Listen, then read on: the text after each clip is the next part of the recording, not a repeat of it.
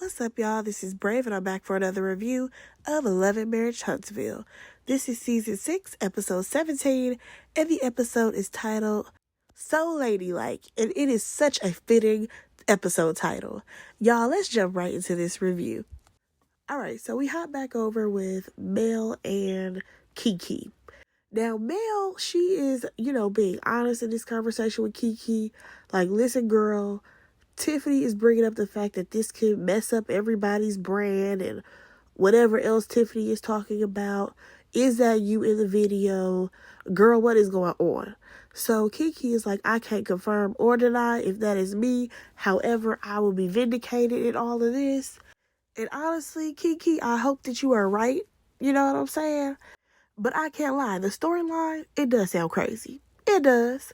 Now, one thing I can say is that Kiki is no dummy, because the fact that she even mentioned that people are probably thinking that this girl has relapsed, I said, okay, she about to try to clear her name. She's like, no, Kiki ain't relapsed nothing, okay? And I'm just like, you know what, girl, you stand on that. Because she already knows that that is what people are thinking. You know what I'm saying? People are thinking that she's back on drugs, she's back on these pills. And what makes it even worse is when she gonna hear about how all the other cast members was talking about her, especially her cousin. Speaking of her cousin, according to Kiki, Tisha ain't reached out at all. You know what I'm saying? And Mel, I will say, I respect Mel so much for this scene, because she's like, listen, I don't really rock with Tisha like that. However, I'm not about to diss her in this moment. I'm gonna, take the higher road and just tell Kiki, like, listen, girl, you and your cousin ain't really tight like glue like that right now. So you shouldn't even expect for her to reach out to you.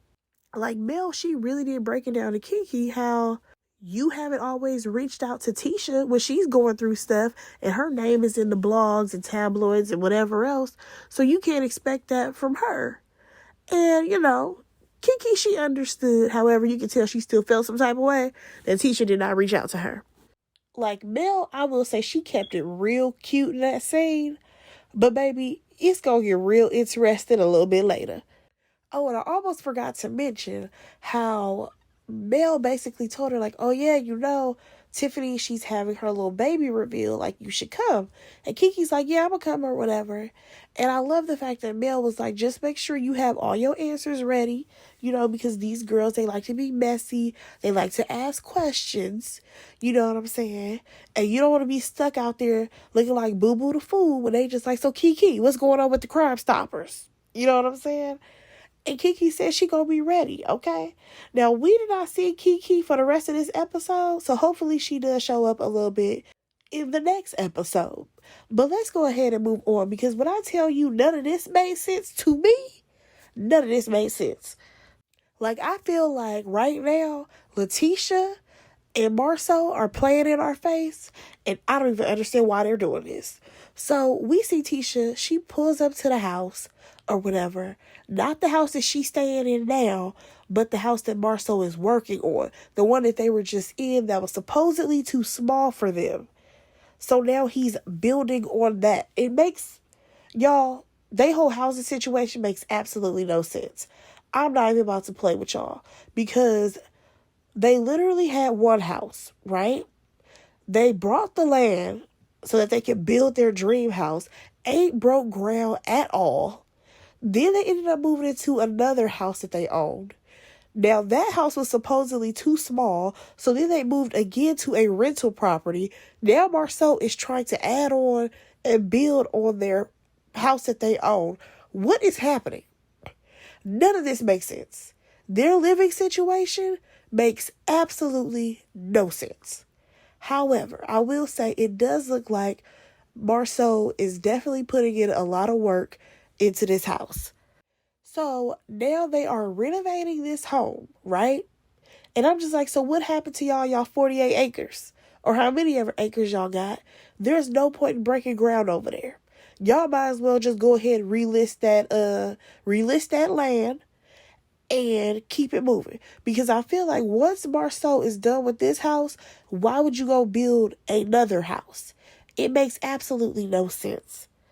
So we actually start this conversation off, y'all, with Tisha asking Marceau how court went. When I tell you they breezed right on past that conversation, I mean, didn't want to mention nothing about it. He talking about some, yeah, it went fine. It was cool. I'm just like, okay, so we not going to say what the court case is about? Nothing like that? In a confessional, he's just like, yeah, anytime you get sued, there's always going to be a counterclaim. Again, what they suing you for? What's going on over there? Like, y'all caught how he conveniently caught a brain freeze so that way she can move on from that subject to another. I said, I see what you're doing, Marceau. Now, let's really get into the things that don't make no sense, y'all. Why did Tisha ask him, oh, so I wanted to know what our furniture budget is. Girl, what furniture? Why are we getting new furniture? Because the only thing you just had to do was take your old furniture that was just in this house and take it to the house where you living at now. What are we furnishing? What is happening right now? This place ain't even all the way fixed up yet. You worried about furniture? Make that make sense. And then here comes Marceau. He's talking about you gonna have to go to Rent-A-Center because you trying to spend too much money. Now, honestly, y'all, in this entire conversation, it just seemed like they were talking about spending money. But then they want to sit up here and play in our face talking about we got a budget. We got a budget. If y'all don't stop it, like, this whole conversation, I promise y'all, it made no sense to me. Because then, after we talk about getting some furniture, this some type of way goes into a conversation about Marceau getting his cars wrapped and how he spent $3,500 on it. Now, $3,500 is his whole budget for the month. That is his spending money. He can do whatever he wants. However, Tisha has a $5,000 budget. Again, things that, number one, we don't need to know.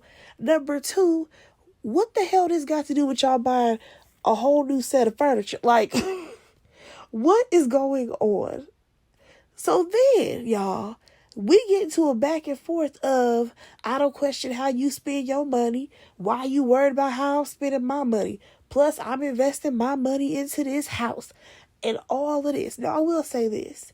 Considering what this house is looking like right now, it does seem like there is some money going into the construction of this house.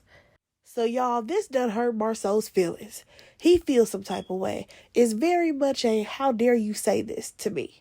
Considering your money is your money. According to you, you spend it on you and the kids. I don't question you about it. But all my money has to go on fixing the house. My money has to go on, fixing stuff at Black. My money has to go on all of this stuff. It just became a whole hoopla, okay?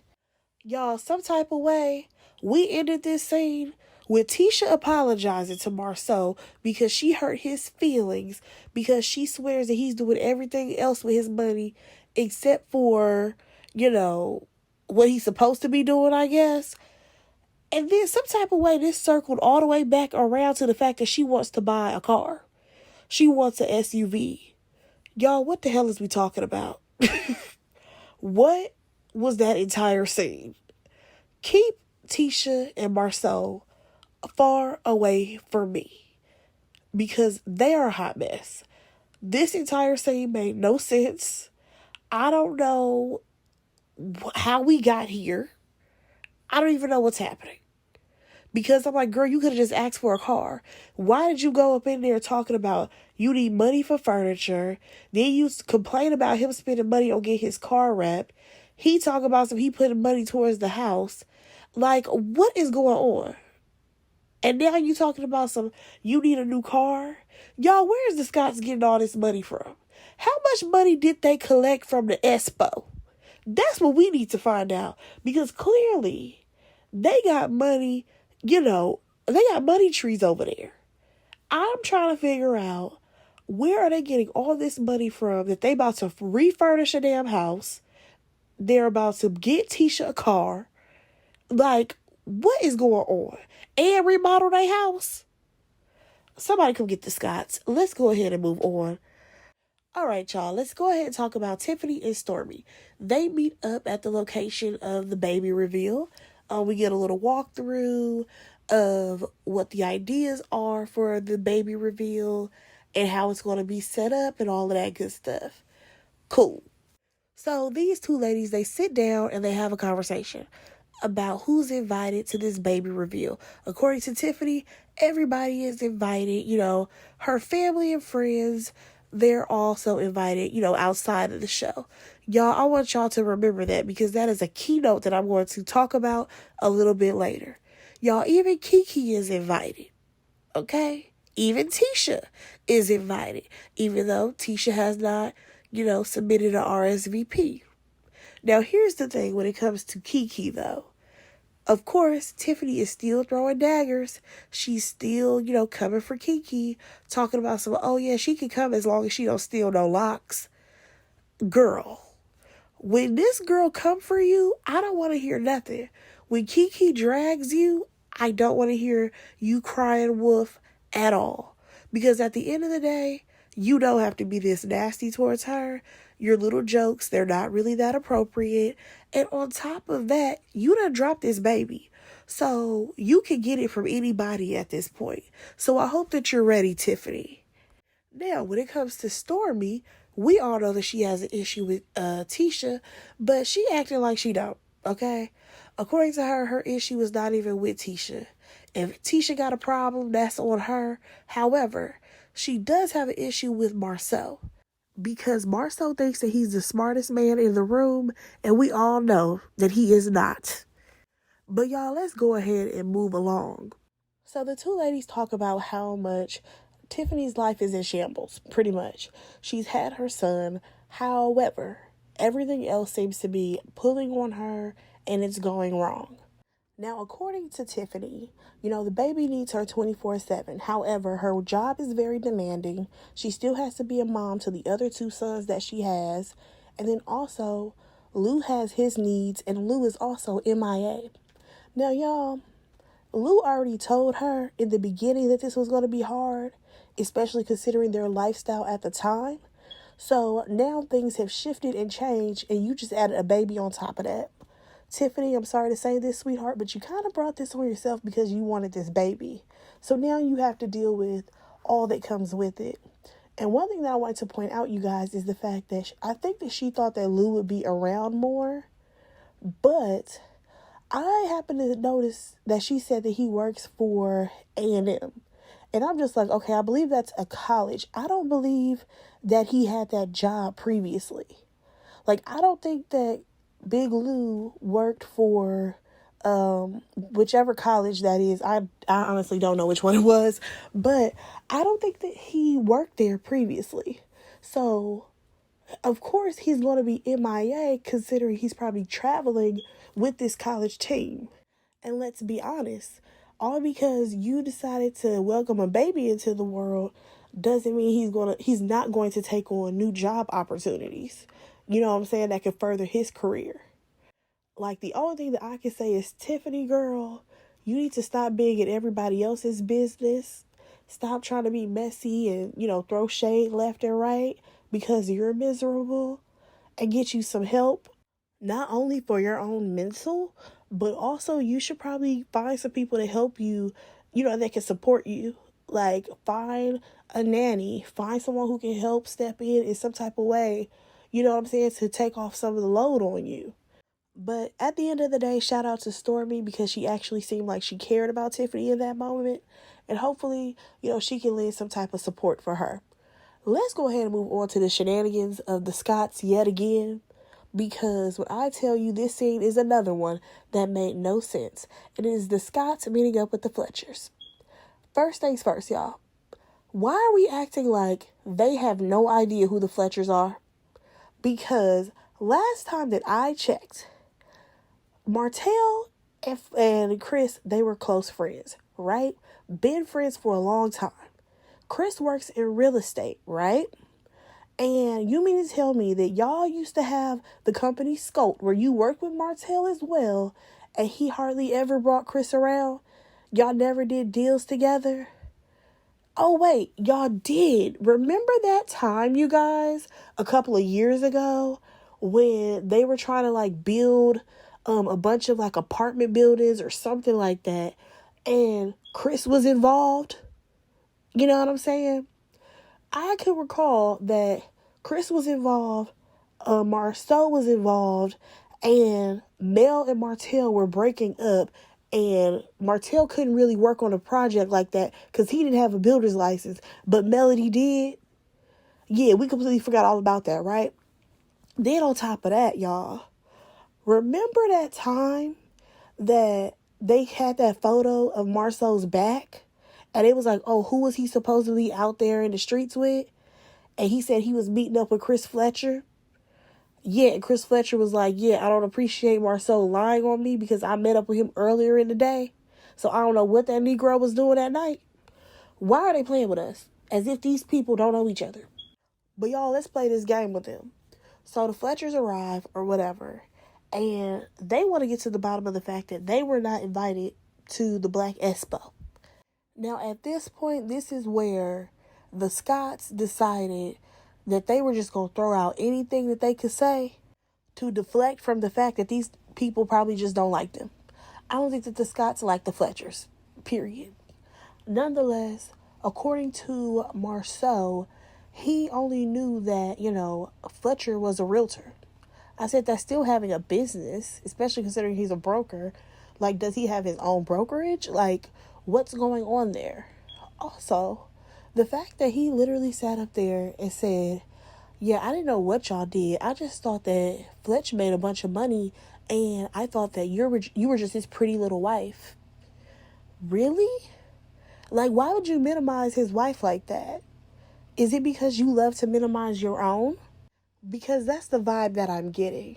Then, y'all, for Tisha to chime in and say, she has a daycare. I said, oh, y'all, that makes all the sense. Of course, Marceau does not know that this woman owns a daycare because he probably minimizes that type of career, period. Oh, you watch children for a living? You already know his misogynistic self. He probably feels like that is beneath being an actual business owner. You know what I'm saying? I would not put anything past Marceau, especially when it comes to judging somebody else. Because for some reason he thinks that he is the creme de la creme, and baby, you are not. And I feel like because she has a daycare and has had it for decades at this point, I think that, number one, he loves to, like I said, minimize women. Number two, that type of business is not on the scale of what he thinks is, a business. I am pretty sure this man has the mindset that, oh, well, Nell, she just watches children. You know what I'm saying? That's all she do. Not that it's a business. Because that type of job is just a little bit too domestic. It's too much on the side of, well, shouldn't women already do that? You know what I'm saying? Because y'all already know he's extremely misogynistic. And then for him to play in their face to be like, I never knew that was her business. How long have you had it? And she literally told this man 29 years. Almost 30 years. 1 year shy of 30 years. And then Fletcher is like, I've told you that multiple times. Wait, so you guys have had multiple meetings? Again, why are y'all acting like y'all don't know the Fletchers like that? Oh, y'all, but then Marceau decided to switch gears on us and say, because y'all were friends of other friends that we weren't really cool with at the time. Who are you talking about? Because what y'all not about to do is play in our face. You're going to tell the Fletchers that you weren't exactly cool with Melody. I mean, I'm not even going to throw Martell in there because y'all seem to be rocking with him. You weren't cool with Melody, and you're going to use that against the Fletchers, even though you wanted Mel a part of it. Like, she turned y'all down. You wanted it to be the comeback group. That requires the original 6 members, right? So, how is it that you're going to use Melody against them when she was there? That makes no sense. Melody was sitting front row and center just to see what y'all had going on at the expo. But you gonna say Melody can come, but they can't? Do you hear how stupid you sound?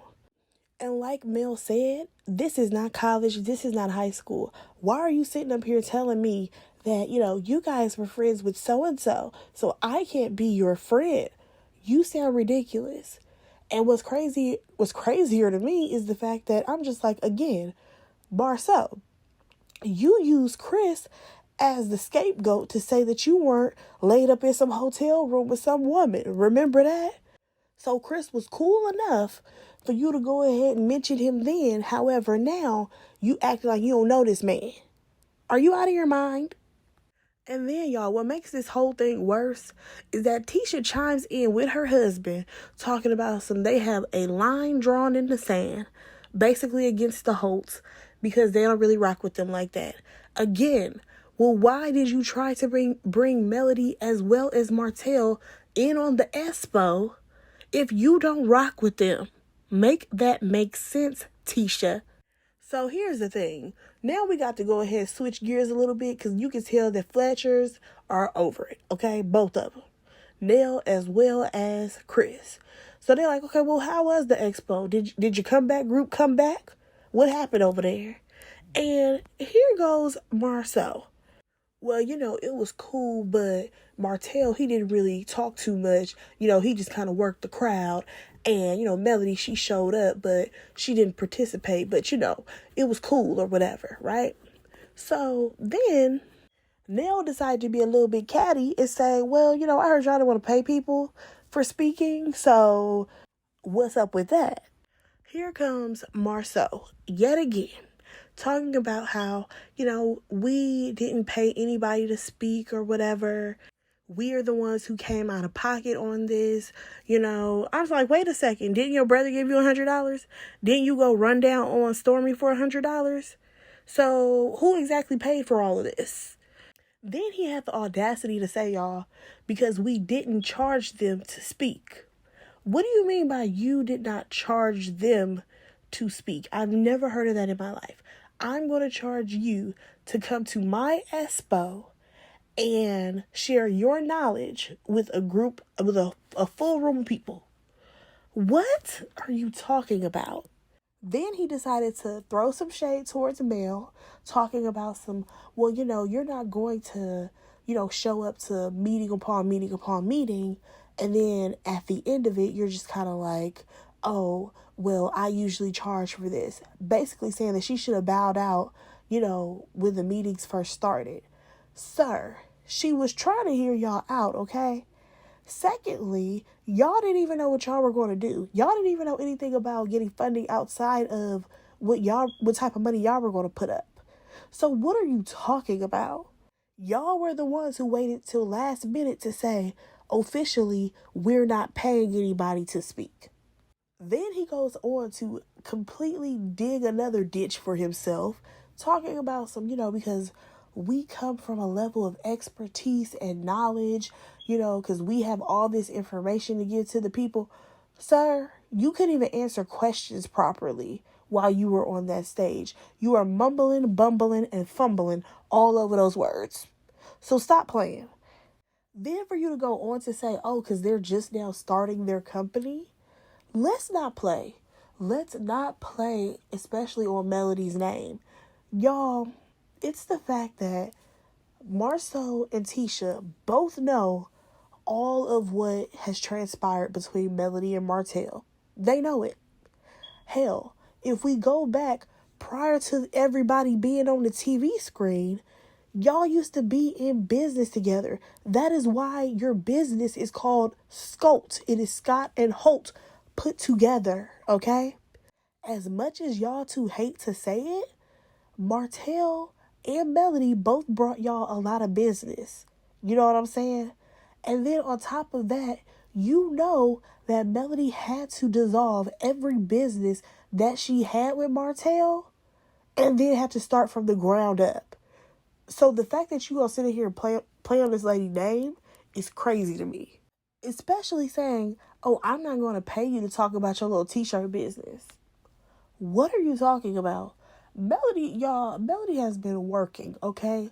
That is one thing I can say. That woman has been working consistently, okay? Even when she had to dissolve her businesses, start from scratch, you know what I'm saying? She never stopped working. She has multiple things that she does, not just her t-shirt business. I'm sorry, that's just one of her endeavors that's thriving. She has her skincare brand. She had a whole fashion line collaboration with a huge stylist. You know what I'm saying? And then she also does all of like that real estate stuff that she was doing prior to her having to dissolve her previous businesses. So it's crazy to me that you are going to minimize her to only selling t-shirts. And Tisha, you're sad because you went along with it. Then he has the audacity to be like, because Maurice, he was in business for a very long time. And Stormy, she's been in business for a long time, as well as me and my wife. And Chris is like, listen, you are not about to shade the Holtz like that, because you know that they had a business that was thriving prior to them getting a divorce. And like Nell said, y'all used to work with them. So stop playing on their name like that. And honestly, I shouldn't even say they. Stop playing on Melody name like that, because that's who you big mad at. Now, this conversation, it switches gears a little bit, because they sort of kind of come to a resolve, I guess, on the fact that the Fletchers weren't invited. Then Tisha is like, yeah, because this is what 29 years of marriage looks like, right? And then her next follow-up is, have y'all ever dealt with infidelity? Ma'am, where are you going with this? Because I have a few thoughts on that. I kind of feel like Tisha did not like the fact that Nell was taking up for Melody. You know what I'm saying? When she was like, don't come for them like that. And she's like, okay, well, I'm going to bring up a little dirt on you. Because if y'all remember, Chris and Nell mentioned that they had dealt with infidelity when Martell and Melody were going through their divorce. You know what I'm saying? Remember, they were trying to get them back together and kept having them meet at their house and stuff. So you already knew that they have dealt with that and they moved past that, and it probably happened decades ago. Why are you trying to ask them this now? Is it because you're trying to air out their dirty laundry on national TV or what? Because this whole thing was extremely, random. Now, Nell, she was like, yeah, we've dealt with it before, we've passed it. Because, again, they're past it, and that is in their past. And then it made me circle back, you guys, to the fact that, remember, Marceau said that he was with Chris Fletcher that time that we saw that photo of his back. So I'm just like, were you going to get into that conversation to ask Chris, hey, were you really with Marceau? Or did he lie to me? Is that where we were going, Tisha? Because if not, why did you bring this up? Now, of course, this conversation did not go far at all, because Marceau went on ahead and shut it down.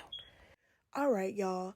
Now, let's go ahead and move on, because this is right here is what I say. Production think they slick. So you're telling me that Tiffany gets to the place where her little baby reveal is supposed to happen, and nothing's done? Not a thing is done. However, she done put on gloves and she's trying to help. I'm like, yeah, you trying to help make a scene, because this makes no sense. Stormy ends up showing up. Kimmy shows up. Mel shows up. All these people are showing up, y'all. And the thing is that they're arriving on time.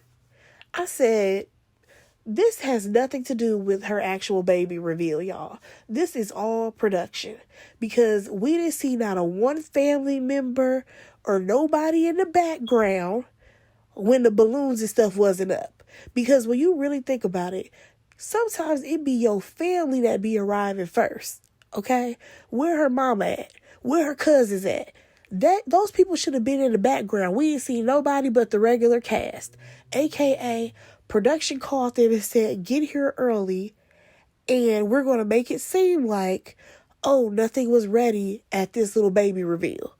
Okay, so what's crazy to me is the fact that Melody, she came in, she spoke to everybody. However, she specifically spoke to Stormy, and Stormy decided to fumble around with her purse. Like, girl, you heard her. She said hello to you right in your face. Don't be trying to pull a Destiny. We've already been through that. Like, what's your issue? Please try to move forward with Mel, because y'all have a lot in common. You know what I'm saying? Especially the way y'all handle certain situations. So first, this group of ladies talk about how, who's going to come, who's not coming. Tisha supposedly did not RSVP. even though, she talked to Kimmy about possibly coming. And then this conversation goes on to talk about how, Tisha and Stormy got into it, even though Stormy says that she's going to be on her best behavior and she ain't tripping off Tisha. But we gotta, of course, talk about the Espo. Because Mel, she don't know nothing about half the stuff that these people are talking about. Like, Stormy had to tell her, like, I got into it with Marceau because he was asking for $100. And then here comes Kimmy chiming in about the fact that she didn't know anything about the $100. That was until her husband, Maurice, said that he paid him. He put some money in his brother's pocket. And honestly, I feel like as Melody is hearing these people talk about this, I know she is thanking God that she stepped away from his foolishness. Because Mel was so far removed from this situation, she didn't even have a booth, okay? Mel was not about to play herself and set her businesses up, to be played with by Marceau and Tisha. She said, I will show up to support y'all and say, hey, y'all did a good deed, and I'm moving on. And that was the best decision that she could have made. So Nell shows up, you guys, and she is going to meet up with Melody, okay? We already knew that she was going to go ahead, talk to her homegirl about the shenanigans that went down with the Scots.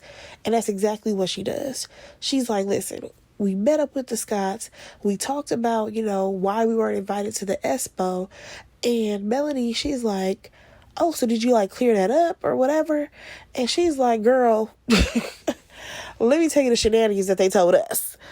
So Neil goes on to say that, Letitia basically has an issue with the fact that I'm friends with you and she doesn't want to move, forward with our friendship basically because of you, Melody. And Mel is like, that's BS, straight up. Because at the end of the day, these people have been to their businesses. They have supported them with Black. They've supported, Marceau and Tisha and probably other endeavors. And Mel's friendship was never in the way of that. So why are you trying to use Mel as the scapegoat as to why you don't like this lady? Now, of course, Nell, she gives the information that, Marceau was on one, okay? And he basically dissed Melody, talking about how, he was never going to pay anybody who hasn't had a business running for a certain amount of time. The only people who deserve to get paid would be Maurice and Stormy and all of this stuff, because at the end of the day, like I said, for some reason there's this vendetta against Melody when she's really in her own world. It makes no sense. She don't even mess with these people like this. So Melody is like, if we're not going to throw jabs, then let's not do that, because at the end of the day, I haven't said anything negative about y'all. So why are you talking negatively about me? So then she drops another bomb, because she's like, also, why would I want to be at an expo with y'all when at the end of the day, y'all have a $5 million lawsuit because y'all committed fraud. So who's the real business person, especially when I had a business since 2008? I say, you know what? Drop your facts, Mel. Drop your facts. Now, at this moment, y'all, Mel is pissed off, and she has a whole reading session, okay, about the fact that, she's putting money in these people's pockets because she had a dream and a vision. She's put several checks in their pockets. She said that multiple times. And also the fact that she's over these men always trying to disrespect women who are successful. And I absolutely agree with her. And according to Mel, she's like, I'm going to tell this man to his face. And I'm like, yes, Melody, I want you to do all of this. I cannot wait for that episode to air. I think it's the next one. Now, y'all, that was the episode. Let me know what y'all thought about it. Go ahead and comment, and subscribe to my channel. And I will talk to y'all in my next review. Bye, guys.